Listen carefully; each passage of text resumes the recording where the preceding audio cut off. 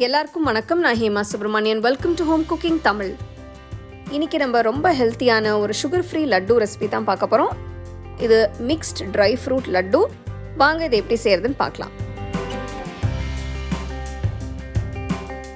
First நம்ம எல்லா பருப்பையும் வறுக்க போகிறோம். கடாயில் அரை கப் பாதாம் பருப்பு போட்டு 5 நிமிஷத்துக்கு வறுத்துக்கோங்க. பாதாமில் இந்த மாதிரி ப்ரௌன் ஸ்பாட்ஸ் போல் வந்ததும் அரை கப் முந்திரி பருப்பு சேருங்க.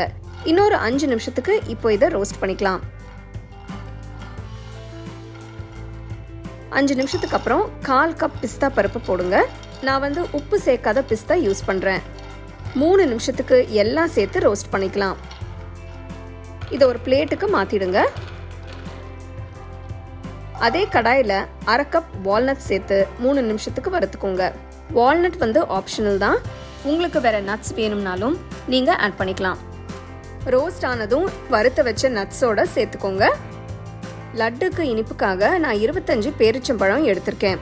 இதோட சீடை எடுத்துட்டு இப்போ கடாயில சேர்த்து 2 நிமிஷத்துக்கு ரோஸ்ட் பண்ணுங்க. வறுத்த பேரிச்சம்பழத்தை எடுத்துட்டு தனியா வச்சிருங்க. அடுத்து வறுத்த நட்ஸ் எல்லாம் ஆறுனதும் ஃபுட் ப்ராசஸருக்கு மாற்றி கோஸா அரைங்க. உங்ககிட்ட ஃபுட் ப்ராசஸர் இல்லைன்னா நீங்கள் மிக்சியில் கூட அரைச்சிக்கலாம்.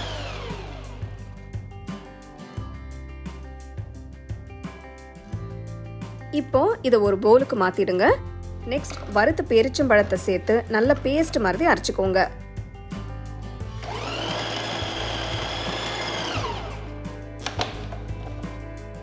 நெக்ஸ்ட் அரைச்ச நட்ஸ் ஆட் பண்ணுறேன். அடுத்து 1 டீஸ்பூன் ஏலக்காய் தூள் போடுங்க. எல்லாம் நல்லா மிக்ஸ் ஆகிற வரைக்கும் அரைங்க. லட்டு மிக்ஸ்சர் இப்போ ரெடி ஆயிடுச்சு. இப்போ இதை பிளேட்டுக்கு மாத்திடுங்க. லட்டு பிடிக்கிறதுக்கு முன்னாடி கையில கொஞ்சமா நெய் தடவுங்க. இப்போ லட்டு மிக்ஸ்சரை கொஞ்சமா எடுத்து ரவுண்டா சின்ன லட்டு பிடிக்க ஆரம்பிங்க. இதே மாதிரி எல்லா லட்டையும் பிடிங்க. பாருங்க, பார்க்கவே எவ்வளவு சூப்பரா இருக்குன்னு. அதே மாதிரி ரொம்பவும் ஹெல்த்தியும் கூட.